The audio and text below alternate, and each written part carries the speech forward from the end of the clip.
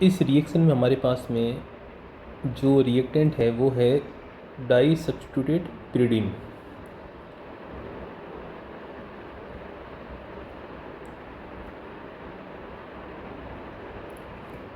और reaction condition की बात करें तो सबसे पहली जो कंडीशन हमारे पास में है वो है लिथियम लिक्विड अमोनिया, और हमारे पास में है टर्सरी ब्यूटेनॉल। तो यह रिएक्शन कंडीशन जो है वो कहलाती है आपकी बर्च रिडक्शन।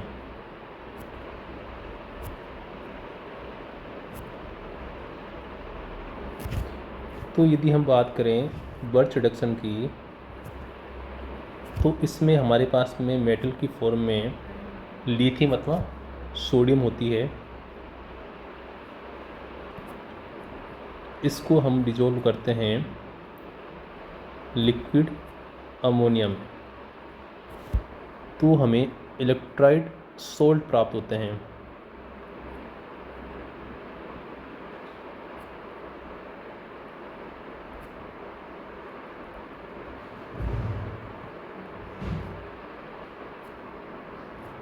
ठीक है, और यह जो इलेक्ट्रॉन है इसको हम बोलते हैं सोलवेटेड इलेक्ट्रॉन।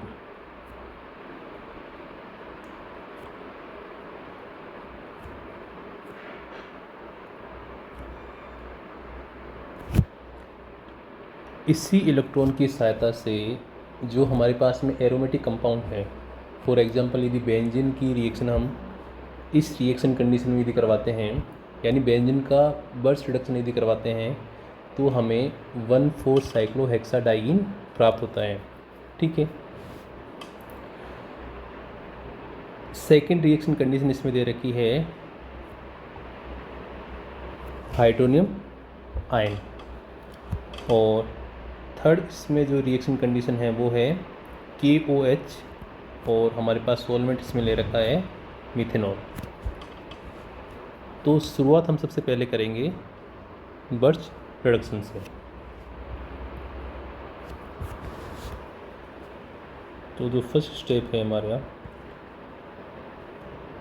वो है बर्च रिडक्शन।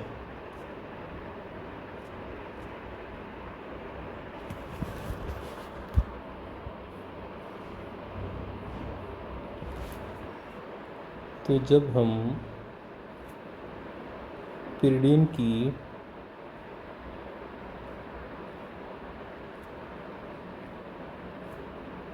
रिएक्शन हम लिथियम लिक्विड अमोनिया और टर्सरी ब्यूटेनॉल की प्रेजेंस में करवाते हैं, तो यहाँ पर हम लिख देते हैं H। तो जो हमारे पास में सोलवेटेड इलेक्ट्रॉन है वो इस कार्बन के साथ आके जुड़ेगा, और पाई इलेक्ट्रॉन्स का इस प्रकार से माइग्रेशन होगा, और नाइट्रोजन पे नेगेटिव चार्ज क्रिएट होगा।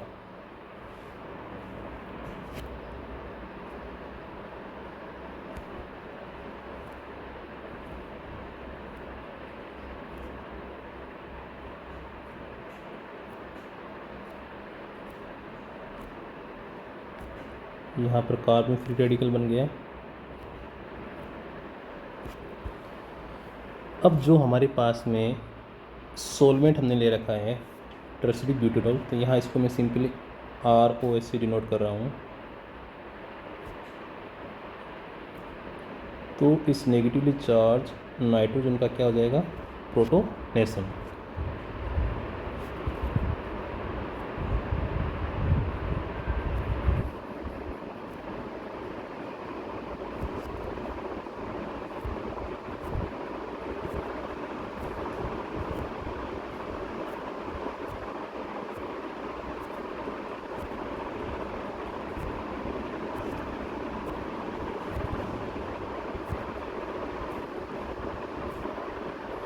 ठीक है, फिर फर्दर जो हमारे पास में सोलवेटेड इलेक्ट्रॉन हैं वो इस कार्बन फ्री रेडिकल के पास में आके जुड़ जाएंगे। ठीक है, यानी अब किसका फॉर्मेशन होगा, कार्ब एनाइन का।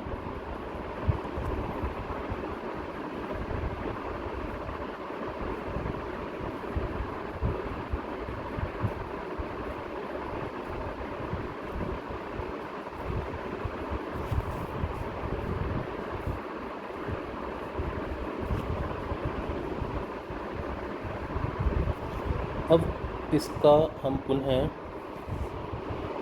प्रोटोनेशन करेंगे। जो हमारे पास में एल्कोहल है प्रोटोन सोर्स, उसकी सहायता से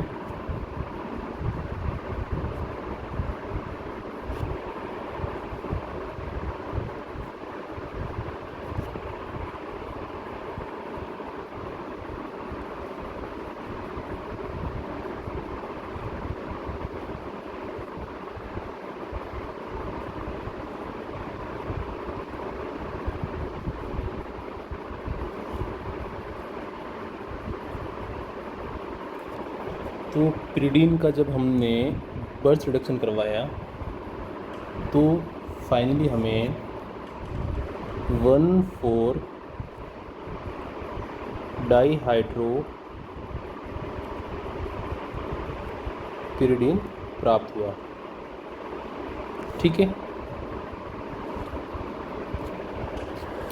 अब बात करते हैं सेकंड स्टेप की, जिसमें हमारे पास में हाइड्रोनियम आयन दे रखा है। यदि बात करें हाइड्रोनियम आयन की तो इसको हम इस प्रकार से लिखते हैं H2O और H+ आयन। ठीक है, तो इसको कंबाइनली हम हाइड्रोनियम आयन यानी H3O+ आयन लिखते हैं। अब जो हमारे पास में 1,4 डाईहाइड्रोपिरिडीन बनी है, इसकी रिएक्शन होगी H+ आयन के साथ में।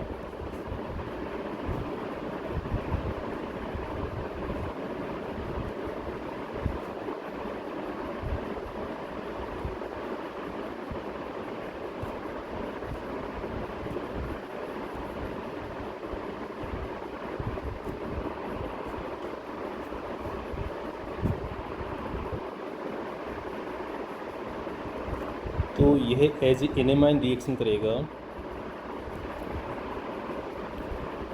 और इस प्रकार से सिग्मा जो लोन पेयर है वो रेजोनेंस में पार्टिसिपेट करेंगे। कार्बन पे नेगेटिव चार्ज आएगा, ये नेगेटिव चार्ज जो है वो H+ आयन को एक्सेप्ट कर लेगा।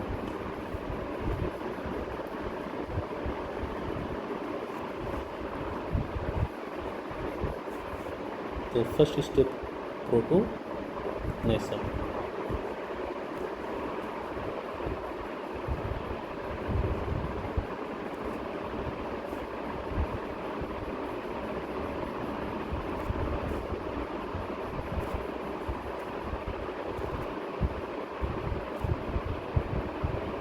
इसको हम बोलेंगे इमेनियम आयन।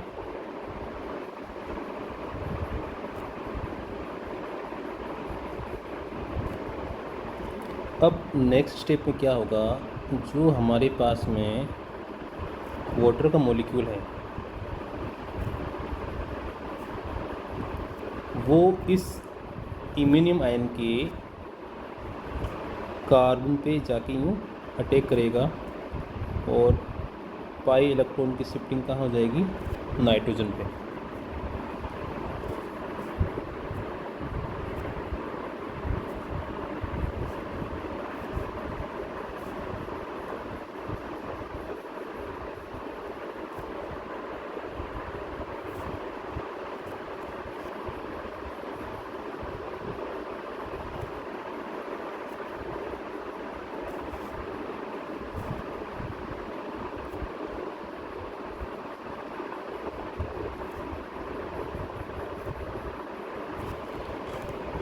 फिर अगले स्टेप के अंदर प्रोटॉन ट्रांसफ़र होगा।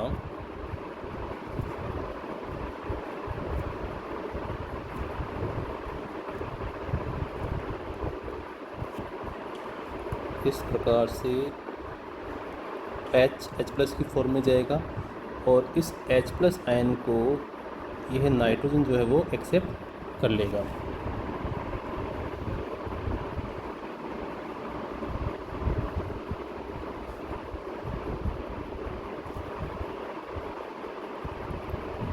NH2 प्लस आयन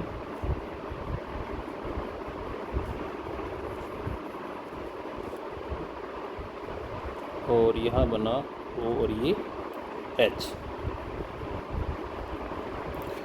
फिर नेक्स्ट स्टेप में क्या होगा,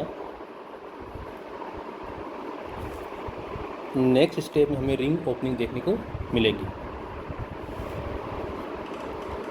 इस प्रकार से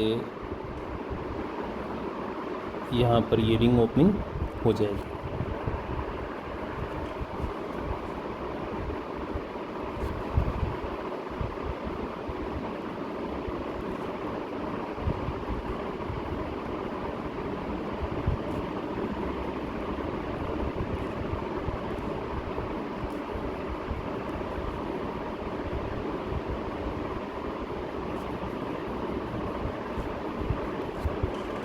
ठीक है, अब यह जो एनेमाइन का फॉर्मेशन हुआ है,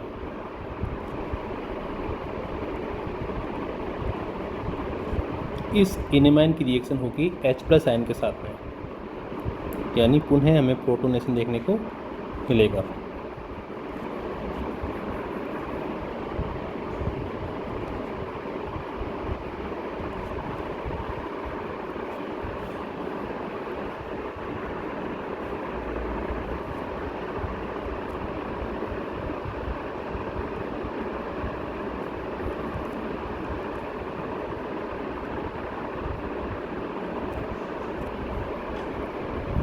अब यहाँ पर इम्यूनियम आयन का फॉर्मेशन हुआ है।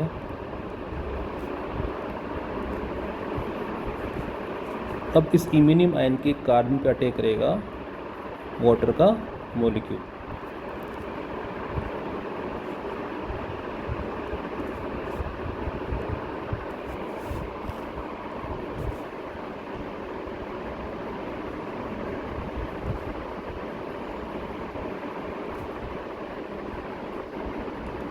NH2 OH H और इस पे पॉजिटिव चार्ज।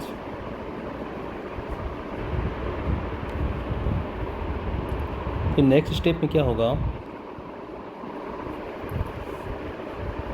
नेक्स्ट स्टेप में पुनः प्रोटॉन ट्रांसफ़र होगा।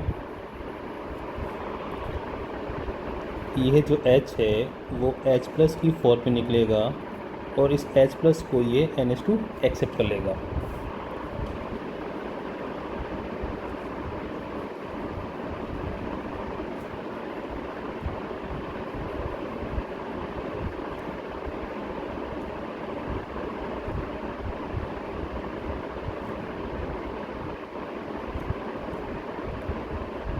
तो यह बन जाएगा NH3 प्लस आयन। ठीक है, अगले स्टेप में इस प्रकार से सिग्मा इलेक्ट्रॉन माइग्रेट करेंगे और यहाँ से NH3 है वो बाहर हो जाएगा।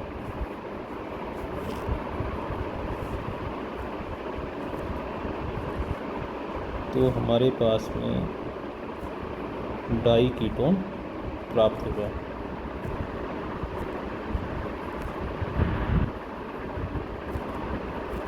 ठीक है,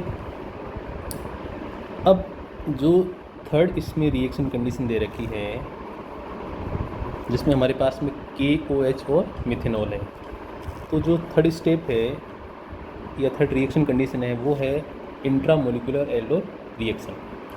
तो उसमें क्या होता है, जो हमारे पास में बेस है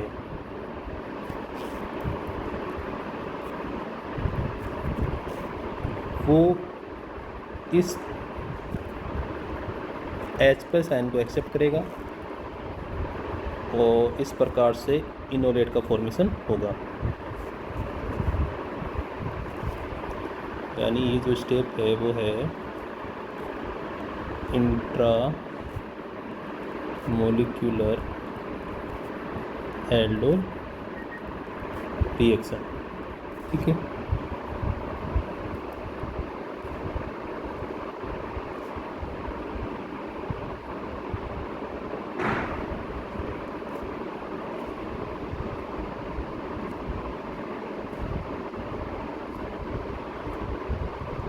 तो यहाँ पर फॉर्मेशन हो गया इनोलेट आयन का।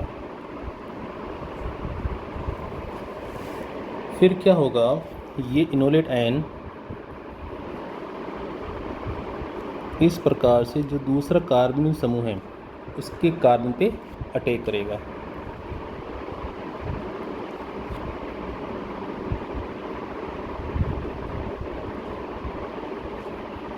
तो 6 मेंबर्ड रिंग हमें देखने को मिलेगी।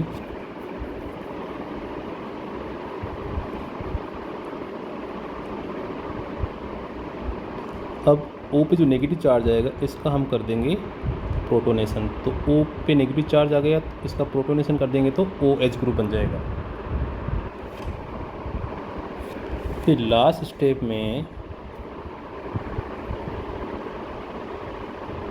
H और यहाँ से OH, यह एलिमिनेट हो जाएंगे और फाइनली हमें